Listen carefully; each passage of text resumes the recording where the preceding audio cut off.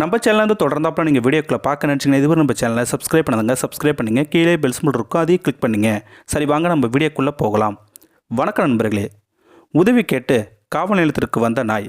இதை பார்த்த காவல் அதிகாரிகள் அனைவருமே ஒரு நிமிஷம் அதிர்ச்சியில் சில போல் நின்று போயிட்டாங்களாம். இந்த நாய்க்கு இவ்வளோ பாசம் மிகுந்த ஒரு ஜீவனாக இருக்குன்னு அந்த காவல் நிலையத்தில் இருந்த சக அதிகாரிகளும் ஒரு நிமிஷம் கண்கலங்கியும் போயிட்டாங்களாம். இப்போ பொதுவாகவே வீட்டில் விலங்கினங்கள் வளர்த்துக்கிட்டு தான் இருக்கும் இல்லையா? அதுலேயும் ஒவ்வொரு வீட்லேயும் ஆடு, மாடு, கோழி, பூனை, நாய்கள் இது போன்ற விலங்குகளை வளர்த்து வந்துக்கிட்டு தான் இருக்கும் இல்லையா? ஒவ்வொரு விலங்குகளும் ஒவ்வொரு விதம்னு கூட சொல்லலாம் இல்லையா? ஏன்னா அந்த அளவுக்கு விலங்குகளுக்கு ஒவ்வொரு குணாதிசயங்களும் இருக்குது. அதுலேயும் நாய்கள் போன்று ஒரு விலங்கை எங்கேயும் பார்க்கக்கூட முடியாது. ஏன்னா தன்னுடைய எஜமானிக்கு தன்னுடைய உயிரை கூட துச்சமாக கொடுத்துடும். அது மட்டும் இல்லைங்க, நன்றி உணர்வுக்கு மிகப்பெரிய சான்றுன்னு கூட சொல்லலாம். அந்த அளவுக்கு இந்த நாய்கள் நன்றியுள்ள பிராணிகளாக இருக்கும். என்னடா இங்கே நாய்களை பற்றியே பேசிக்கிட்டே இருக்கோம், இந்த நாய் என்ன பண்ணிச்சு, இது எங்கே நடந்தது அப்படிங்கிறத நீங்கள் கேட்கவும் செய்வீங்க. அதுக்கு முன்னாடி நம்மளுடைய சேனலுக்கு லைக் போடுறதை மட்டும் மறந்துடாதீங்க. அப்போ தான் நாம் போடுற வீடியோ அனைத்துமே நோட்டிஃபிகேஷனாக வரும். சரி, வாங்க நம்ம வீடியோக்குள்ளே போகலாம். இது முழுக்க முழுக்க இங்கிலாந்தில் நடந்த உண்மை சம்பவம். இங்கிலாந்தில் 20 வயது சிறுவன், அவர் பேர் ஜூனோ. அவருக்கு நாய்கள் பிரியரும் கூட சொல்லலாம். அந்த அளவுக்கு நாய்கள் மீது ஒருவித அட்ராக்ஷன் கொண்டவர் ஜூனோ.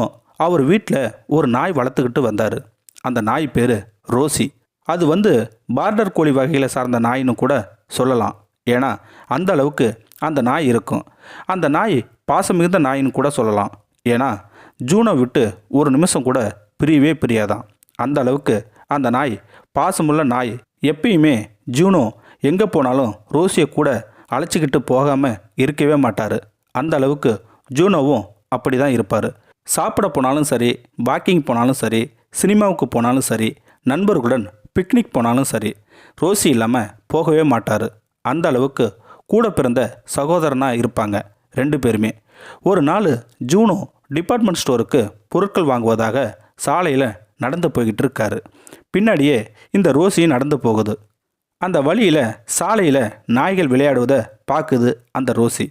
அப்போது நாமும் அந்த நாய்கள் கூட விளையாடலாம்னு இந்த ரோசியும் போகுது. இதை கவனிக்காமல் ஜூனோவும் போயிட்டாரு.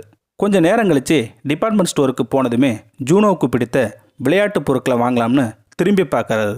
அப்போ தான் தன்னுடன் வந்த ரோசி என்கிற நாய் காணும்னு அதிர்ச்சியும் ஆகிறாரு. பொருட்கள் வாங்காமலே தன்னுடைய நாயை காணும்னு பல இடத்துல அலைஞ்சு பார்க்குறாரு. ஆனால் ரோசி கிடைக்கவே இல்லை. சரி, என்னடா பண்ணுறதுன்னு தன்னுடைய வீட்டுக்கே வந்துட்டார் ஜூனோ. ஆனால் தன்னுடைய ரோசியை விட்டு ஒரு நாள் கூட பிரிஞ்சதே இல்லையாம். அழுதுகிட்டே இருந்தார் ஜூனோ. ஆனால் அந்த ரோசி அந்த நாய்களை விளையாடிட்டு கொஞ்சம் நேரம் கழித்து பார்க்குது. தன்னுடைய முதலாளி வருவார், அழைச்சிக்கிட்டு போவார்னு. ஆனால் வரவே இல்லை. அப்போ தான் ரோசிக்கு புரிஞ்சுது, தன்னுடைய எஜமானியை விட்டு பிரிஞ்சு போயிட்டோம்னு. சாலையில் நடந்து அழுதுகிட்டே போகுது. அப்போ தான் ரோசிக்கு ஒரு யோசனை வருது. தன்னுடைய எஜமானிக்கிட்ட எப்படியும் போய் ஆகணும்னு முடிவு பண்ணுது. அங்கே இருக்கிற காவல் நிலையத்தை பார்க்குது அந்த ரோசி. உடனே கத்திக்கிட்டே ரோசி காவல் நிலையத்தில் போகுது. போன உடனே அழுதுகிட்டே கத்துது. திடீர்னு சத்தத்தை கேட்ட காவல் அதிகாரிகளும் அந்த ரோசியை அடித்து விரட்டுறாங்க. உடனே திரும்பவும் அந்த காவல் நிலைய அதிகாரிகளை அனைவருமே உரைச்சிக்கிட்டே அழுதுகிட்டே நிற்கிது இந்த ரோசி. உடனே அந்த காவல் நிலையத்தில் இருந்த அனைத்து காவல் அதிகாரிகளும் ஒரு நிமிஷம், ஏன் இந்த நாய் கத்துது, அது மட்டும் இல்லாமல் அழுகுது, என்ன காரணமாக இருக்கும் அப்படின்னு யோசிக்கவும் ஆரம்பிச்சிட்டாங்க. அப்போ தான் அந்த ரோசியின் கழுத்தில் பெல்ட் மாதிரி இருந்தது. அதை பார்த்த காவல்துறை அதிகாரிகளும் அந்த ரோசிக்கிட்ட போய், உனக்கு என்ன பிரச்சனை அப்படின்னு கேட்கும்போது கழுத்தில் மாட்டியிருந்த பெல்ட்டில் செல்ஃபோன் நம்பரும் இருந்தது. உடனே அந்த நம்பருக்கு ஃபோன் பண்ணி பேசுகிறாங்க அந்த காவல்துறை அதிகாரிகள். ஜூனோவுக்கு அதிர்ச்சியாக ஆயிட்டாரு. என்ன சார், ஏதாவது ப்ராப்ளமா, எப்படி உங்ககிட்ட என் நம்பர் கிடைச்சிதுன்னு கேட்கவும் செய்கிறாரு அந்த ஜூனோ. எங்கள் காவல் நிலையத்தில் ஒரு நாய் இருக்குது. அந்த நாய் அழுதுகிட்டே எங்கள் காவல் நிலையத்தில் விட்டு போகவே மாட்டேங்குது அப்படின்னு சொல்கிறாரு அந்த காவல்துறை அதிகாரி. உடனே ஜூனோ, சார் அது என்னுடைய நாய் தான், 2-3 மணி நேரமாக காணோம், அந்த கவலையில் தான் இருந்தேன், உடனே நான் வரேன் சார்ன்னு சொல்லிட்டு போகிறாரு ஜூனோ. காவல் நிலையத்துக்கு போனதுமே ஜூனோ ரோசியின் குரலை கேட்டதுமே காவல் நிலையத்தில் படுத்திருந்த ரோசி அழுதுகிட்டே ஓடி வந்து ஜூனோ மேல் விழுந்து முத்தம் கொடுக்குது. அங்கே இருந்த காவல் அதிகாரிகளும் இதை வியந்து பார்க்குறாங்க.